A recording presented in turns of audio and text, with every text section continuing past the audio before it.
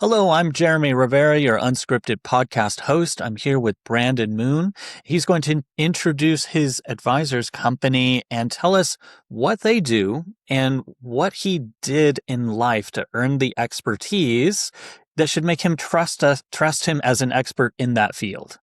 Thank you so much, Jeremy. Thanks for having me. So, TD Pine Advisors, we focus on increasing the value of businesses, helping business owners understand where they're trying to end their, journey. 100% of business owners are going to exit their business someday, and so that's a reality that we all kind of struggle with on whether we should prepare for it, when should we start preparing for it. What does that journey look like? There's so much value that can be created along the way as long as you know what that end looks like and what milestones need to be hit to get there. So, rewinding back to my journey in my professional career, started in engineering, worked in the chemical plants, got to see operations really well, then went into oil and gas consulting. I got my MBA at night, but eventually got kind of burnt out in the corporate life and transitioned to my grandfather's family business. He started it in 1980. I joined in 2014. By 2018, he felt comfortable enough to retire, so he walked away, and I took full reins of growing the business. Took it from a lifestyle business that had nice stable revenue, but converted it to a growth organization where we acquired two businesses. We were able to scale through not only the acquisition, but also organically by getting into other industrial or other verticals. And then ultimately, I resigned when I got a message from the attorney that said the authority that I had to do all of those things was null and void when my grandfather passed away. So I can give you all of the horror stories of family businesses, and I can give you, all kinds of details about the growth journey. But ultimately, it became really clear that there's so many business owners who are very reactive. The world happens to them. And if we grow the business very intentional, our options are so much more fulfilled. It's fascinating because I've had, over 100 conversations with different small business owners just over the past year. And I don't think any more than a handful of them have acknowledged that there's an end, to this thing. Everybody's so focused on what can we do to grow, what do we do to streamline, what do we do to optimize. It's kind of an interesting challenge to say, well, what's your end game on this? And I mean, I guess it is quintessentially the human response to focus not on necessarily on, hey, I'm going to die one day. But taking it to the business aspect is even more rarefied because, like from the philosophical point of view, you could say all human activity is just ignoring the fact that we're going to die. Um, but it's kind of interesting to place it into the business context. Because I think, how do you define the difference, that boundary line between, solopreneurs, people that are freelancers and consultants, versus, hard defined, S corp, ownership? What does that journey look like in this discussion? I'm curious. Yeah, and there's a both realities can be true, right? You can have a solopreneur type of lifestyle business, and you can have a startup that is only in that phase of its journey, right? Both can be very true, and if you look at them as a snapshot in time, they could look very similar. But it's where the business owner wants to take the business. If you look at one lens and the business owner wants to kind of stay in that space and be more of a lifestyle, give them the freedom to be able to have their life, and they really need to understand that if it's a lifestyle business and they don't want to create an asset, then the exit options are very, very limited. Nobody's going to buy that job, and because essentially that's what it is you own your job. So you get to define where you're going to be, when you're going to be there, and all of those good things. But you don't have an asset. Now let's go back to the startup, right? Now maybe you're just a business of one right now because that's where you are in your phase of your business, but you're creating the systems, you're creating the processes, you're focusing on, okay, when I get to this free cash flow, then that's going to allow me to invest in hiring somebody. Now I start building my team. And I'm going to do that because in 10 years, I want somebody to buy this from me, or I want to be able to transition it to my kids, right? I mean, either can be a reality, either can be a succession plan. A succession plan could be, I want to sit on the beach drinking Mai Tais, right? I mean, but for that for that reality to happen, the business has to have been built very intentionally and have systems and processes so that the business is making those decisions as opposed to an owner who is the bottleneck. And so, in any given snapshot in time, an organization can look the same, right? I have one person. I'm the person, but it's either I'm running a lifestyle business that I have no intentions to actually scaling this, or that's just the season of where the business is, but I have very intentional directions towards building something that I can then sell.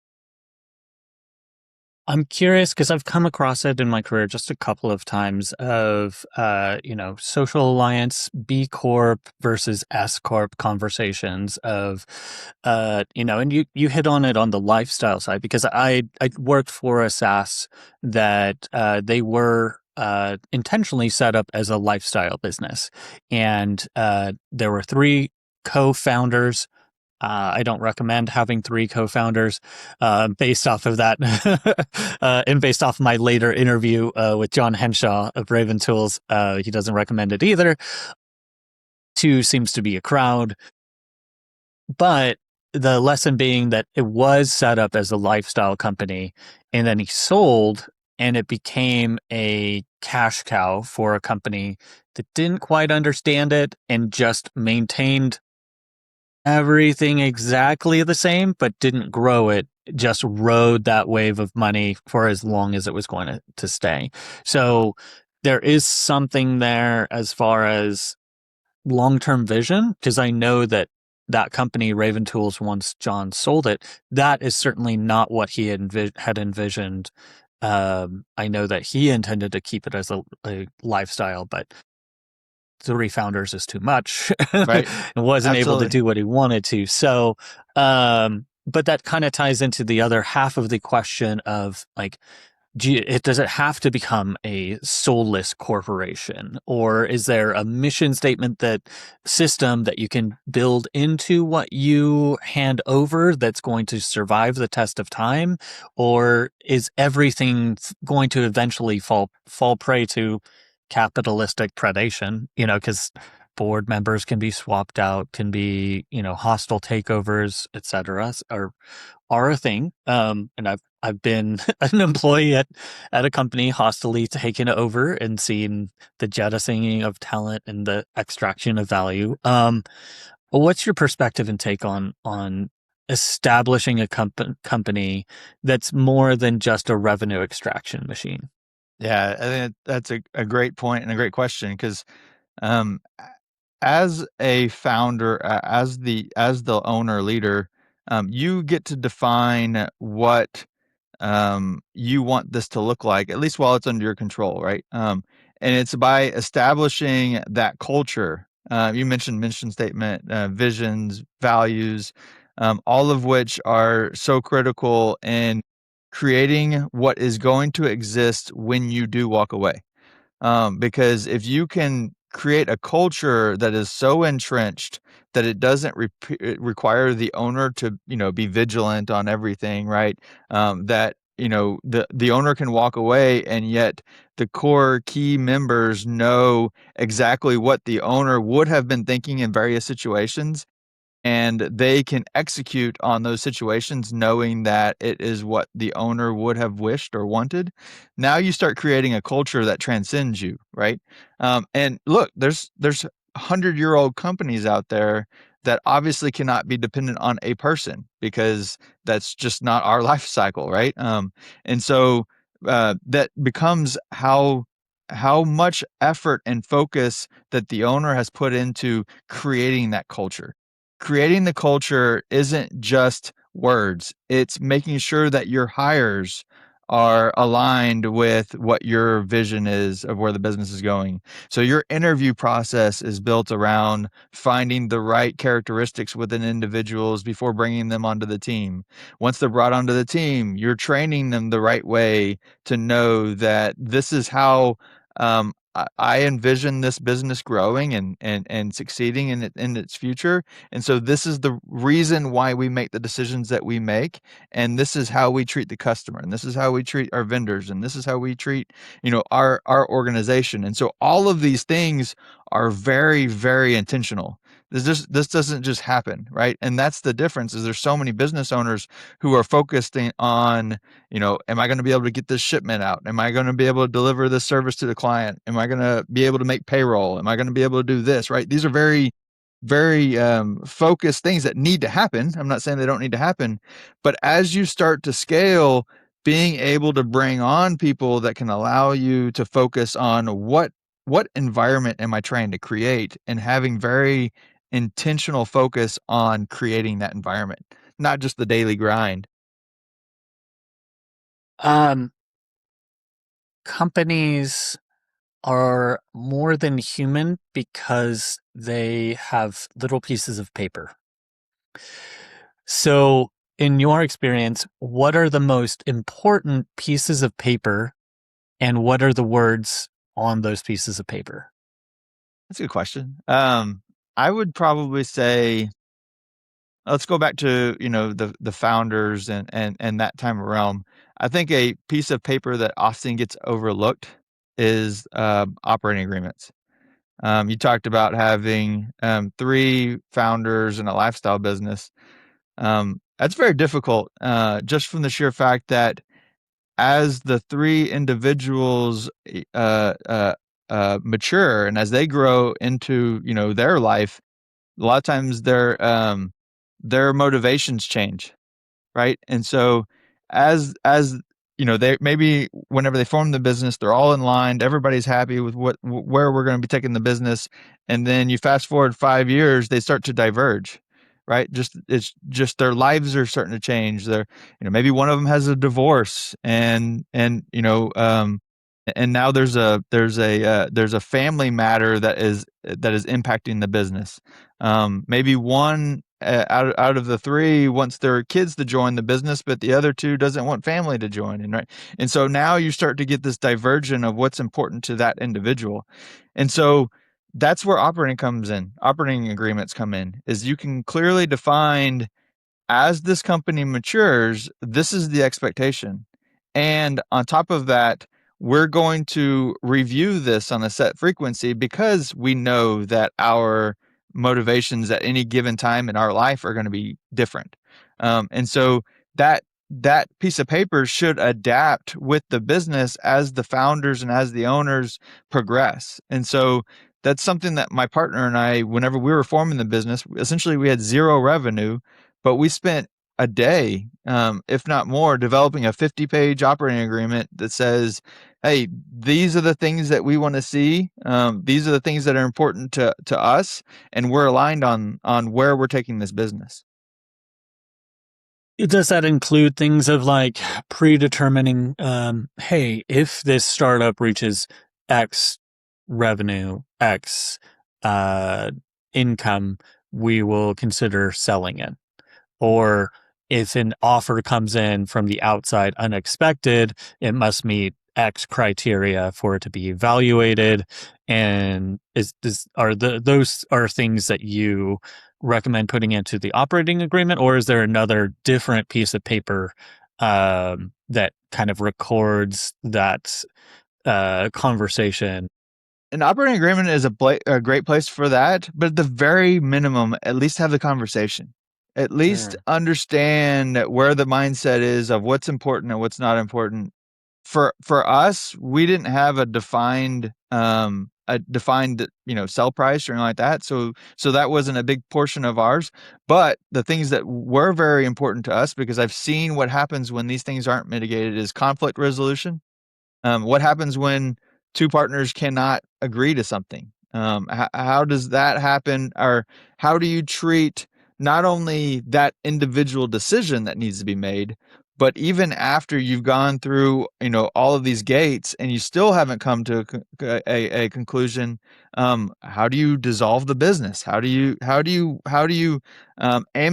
amicably resolve the issue, to part ways and go do your own thing? Because ultimately, you know, that's what's, I think, the emotional disconnect from the business is so many people will say, well, yeah, but why would you start something if you know that it's going to fail? That's not the intent. The intent is mitigating as much risk as you possibly can. And so if the risk is that, these two individuals are not going to be able to agree to something, then hypothetically, if you can't agree to something, how do you handle that situation?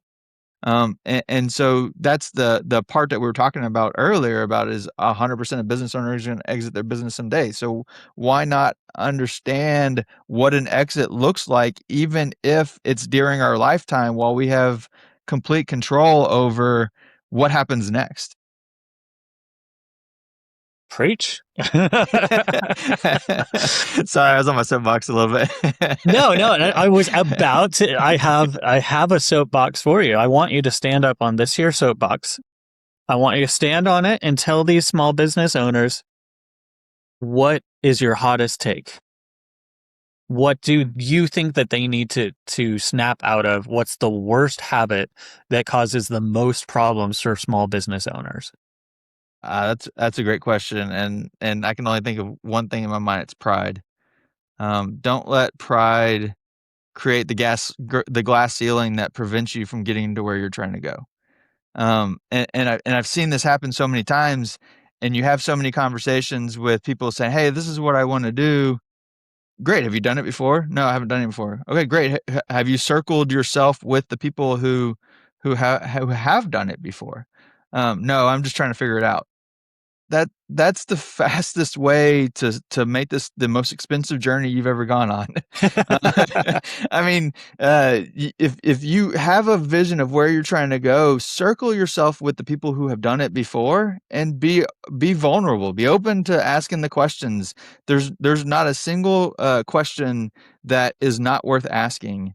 And there's so many people out there that are willing to help you on your journey that have done it before, but you have to reach out. You have to ask. And I think pride stops us from doing that so often because we feel like we have all the answers. Or let's say, and I've seen this happen a lot of times, somebody's in corporate America, they want to go start their own business, and they say, well, I can do this better than this company can, so I'm going to go do it. And they don't realize that why that company is efficient doing it is because they have departments that handle all of the things that need to be done. Now, as you go off on your own to go do it, now you have to do the bookkeeping, the marketing, the sales, the business development, the operations, and you have to wear all of those hats at the same time. Whereas if you realize, okay, I'm really good at this, how do I support myself with all of the other people that can complement my strengths and close the gaps in my weaknesses? And so I think that for all of that, pride becomes the one thing that gets in our way. Um, Question about co-owners or co-founders. Like I work with HCH Construction, helping with their digital marketing. Um, they are a husband-wife team. Yes. So, what's your advice for family members, uh, spouses who are starting something together? What's your advice for them? So I guess before I give the advice, I want to give a little disclaimer. I have learned a lot of my journey through the mistakes that I've made in the past. Um, uh, a- and um, in the family business, there's a lot of things that I wish I could go back in and change. I wish I could change how I treated the family. I wish I could change how growing the business wasn't just about the business and hitting milestones and all those things. Because I mean, we grew the revenue, we did everything from a performance in the business, but the family relationship took a toll to allow for that to happen. And ultimately, that's why I had to walk away, is because I was no longer a good leader for that organization. And so, like I said, I want to be very clear that the advice that I give is the hinged in the mistakes that I've made along my journey. With that being said, it is possible to have a very successful business and a very successful relationship at the same time, but they're two dynamics that have to be managed in two very different ways. For the business to be able to provide what the members need, it has to be profitable.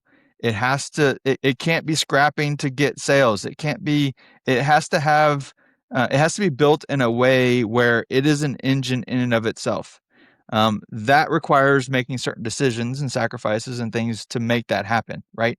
And so, from the relationship standpoint, everybody needs to be very, very clear about the do's and the don'ts to make that happen. What are we willing to sacrifice? What are we not willing to sacrifice? What are we going to do as a team to make that reality exist, along with the reality that we have a relationship that goes above and beyond business. Having those conversations and those very intentional debates, and I mean, sometimes it can get very heated just from emotion standpoint. You got family and you've got the business. All of that needs to be managed in a way where it can be out in the open, being able to talk about it, being able to have this out, as opposed to holding it and harboring it, and because all that does is it creates animosity, it creates it creates tension that is going to eventually explode later on. And so you have to have these common check-ins, and bring in a therapist, bring in somebody who knows how to handle these situations. Going back to everything that we talked about before, is that you have to mitigate risk as a husband and wife couple. You're going to be dealing with very, very stressful situations within the business as well as with your personal life.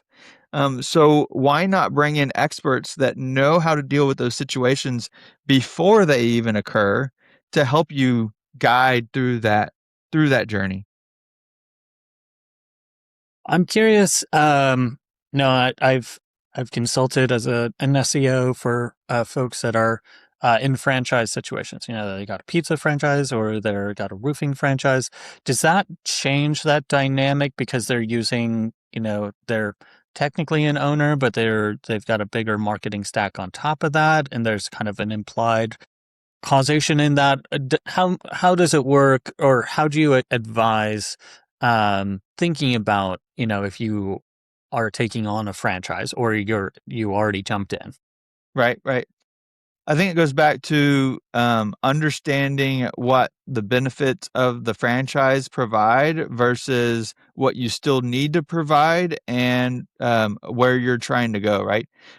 Franchises are a great thing. And the reason why is because they can provide a fast track to creating the foundation for getting a business, right? So yes, you can still have control in day to day, but maybe you're not having control over, certain decisions, because that's what the franchise defines. And there's various levels of franchises. Some franchises only provide the marketing, some franchises only provide operations, some franchises say that you must be here at X amount of time, and you must say these things, and you must handle your business this way. And so there's some franchises that are, very hands-on, and very strict, and some franchises that are very relaxed and just kind of give you a playbook and say, hey, you go execute and you're going to pay us because I'm giving you the playbook. And so understanding why you're going into the franchise, and what benefits you're going to get from the franchise, as well as the things that still need to be accounted for that are not provided by the franchise that you need to provide. Maybe that, now, yeah, they're going to give you a nice marketing, but you have to go close, right? So now you have to do all the sales and you have to do all of the door knocking and the lead generation and all of that stuff. The marketing is great, but it's not going to actually close deals. And so if you're not a good closer, maybe that's not the right franchise model. There's so many different franchise models out there that can plug the gaps that you have and be that fast track on where you're trying to go. And so, you know, the, just like in any other business decision, there's pros and cons about any approach. You just have to really be clear about, okay, this is what that franchise is offering and this is what I need. Are those aligned? And if they're aligned, great. If you're already stepped into the franchise, and you're already working in it and you're having some struggles, well, step back and say, okay, what am I struggling with? Is it because the franchise's focus isn't where I am having my problems?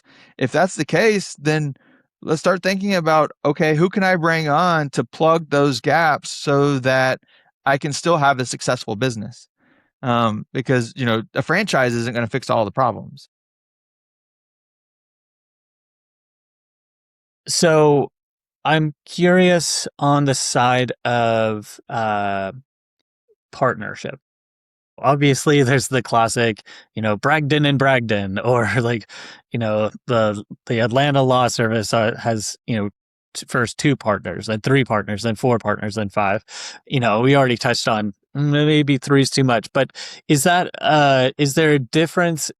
Is there general advice for, choosing a partner versus going by yourself? So that's one. And then the second to that is, does that change by the industry? I mean, obviously the legal one is it seems prone to more partnerships because you can marry, a injury attorney with, this attorney, and it's really just that conglomeration to bring those different skill sets, but you got to call them partners. So let's start with A and then move to B. Yes. Starting with when or why should I join a partnership? So just to be clear, TD Pine Advisors is a partnership between myself and Rafael Pino. He is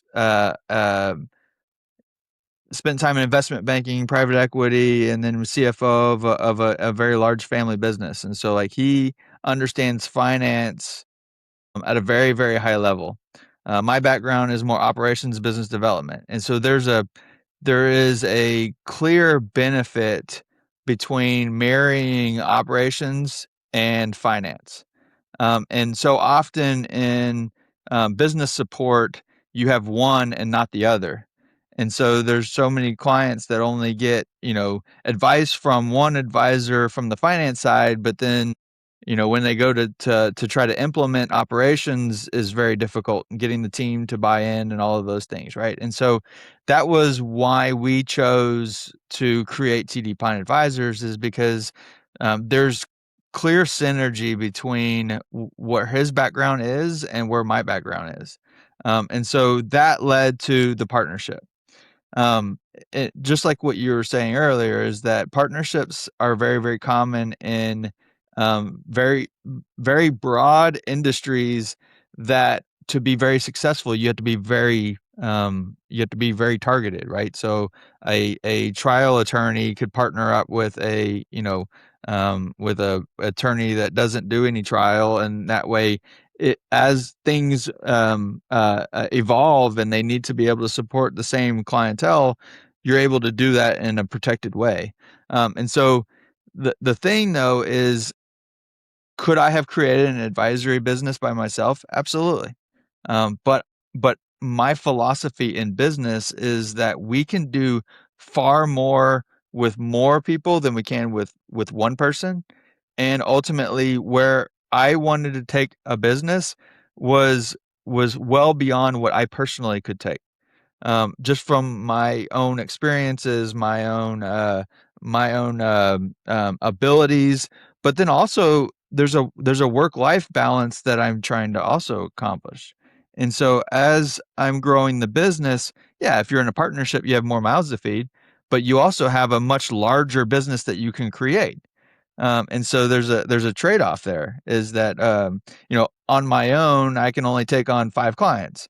If I bring on a partner, we might be able to handle 15 clients, just because now I can spend less time on business development and less time on actually hunting for business, and more time on operations, and being able to help our clients through their satisfaction journey. And so there becomes a kind of a trade-off that, for me to get to where I want to go, I need to be with a group of people. And just inherently, humans are built to be to operate in societies. We're built to be communal. We're built to be able to play off of each other's strengths. And I think that's where partnerships really shine, is when they complement people's strengths and they close the gap in weaknesses. Where they start to break down is when there's not clear direction of how that partnership is going to operate, how that partnership is going to make the decisions, how that partnership is going to progress towards where they're going, what that North Star looks like of where we're trying to end up.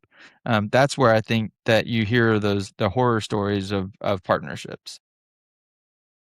I'm curious about, starting locally, starting small, and moving out of state and looking to national markets. Like, I'm working with a precast concrete wall company, and they started in Florida, but now they're looking to start a location in Houston as a distribution hub. And really, there's no reason they can't deliver even up to in Alaska, because they can ship up there.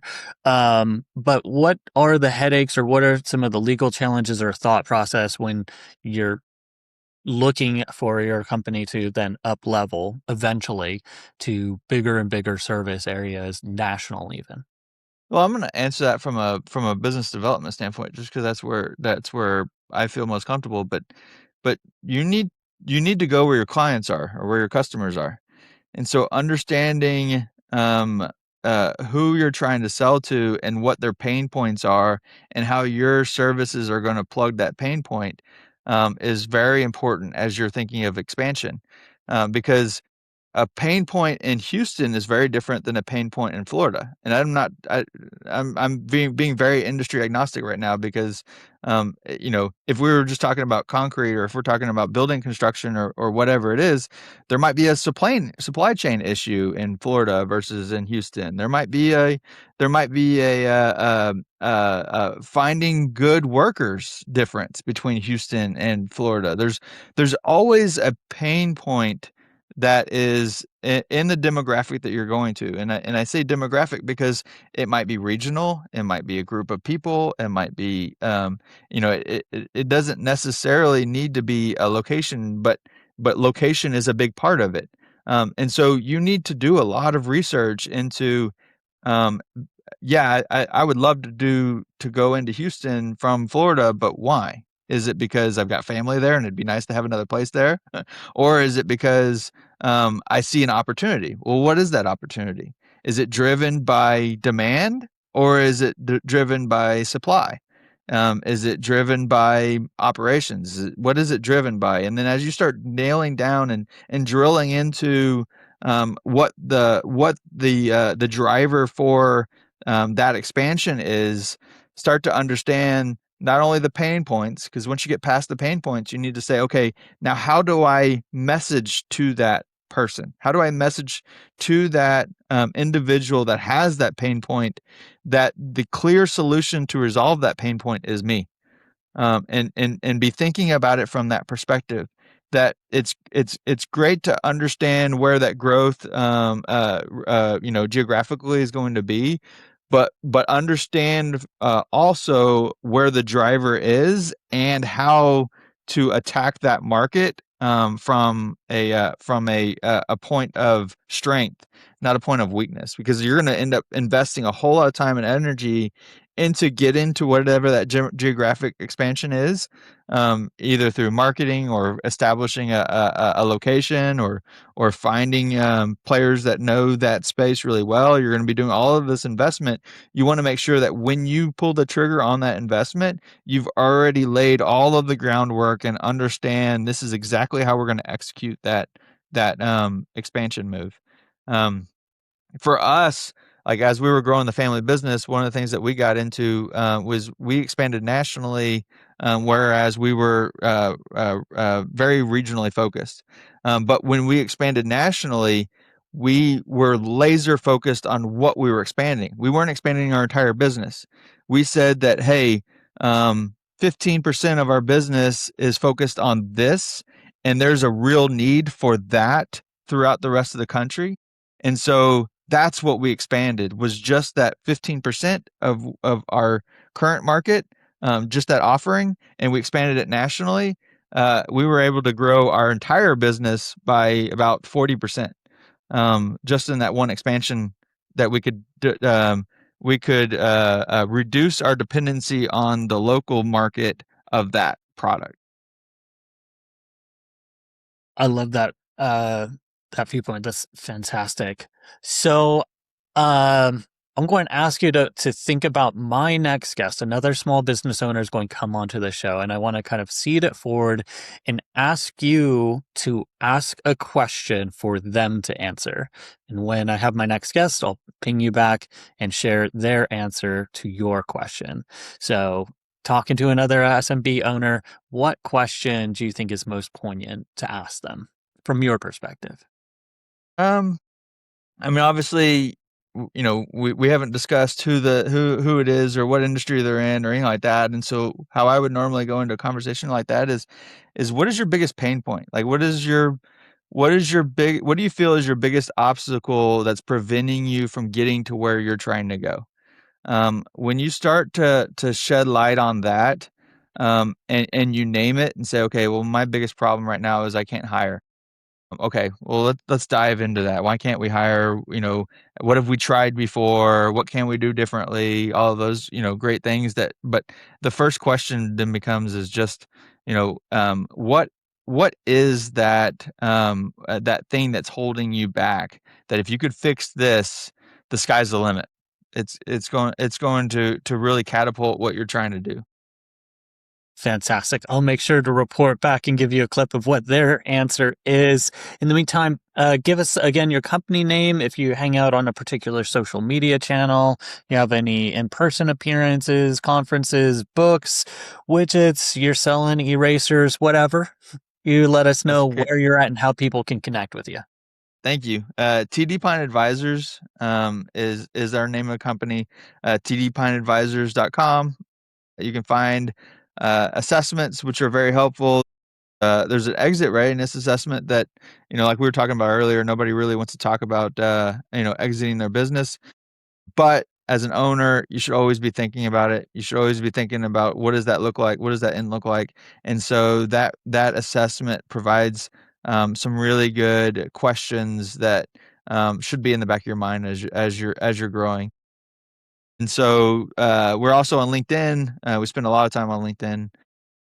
That's our social media of choice for sure. Brandon Moon is how to reach me on there. And we are writing a book. We do expect it to come out sometime in Q3 is what we're shooting for. It'll be from job to asset, an understanding of how to change the mindset of an owner from having a job to creating the asset that they're looking to have to support whatever their future goals are. So yeah, those are the things that we're working on. Fantastic. I'll make sure those get linked in the show notes for anybody that wants to connect. Thanks so much for stopping by. Thanks.